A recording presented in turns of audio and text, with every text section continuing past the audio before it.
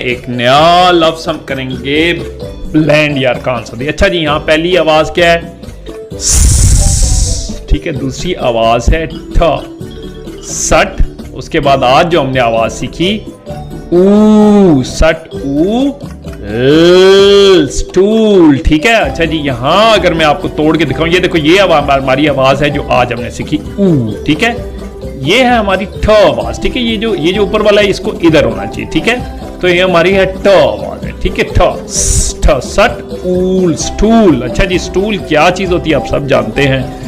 हमारे कच्चे भाई स्टूल के ऊपर बैठे हैं, बड़ा एंजॉय कर रहे हैं, जिंदगी का मजा ले रहे हैं। ठीक है जी, आगे चलते हैं जनाब। अच्छा जी, ये है हमारे पास आवाज च। ठीक है, उसके बाद जो हमारी आज की आवाज है छ उचू ख चूक। ठीक है, चूक क्या होता है? जैसे आप कभी निशाना किसी चीज का लेते हो, निशाना खता हो, जब हम कहते हैं मेरा निशाना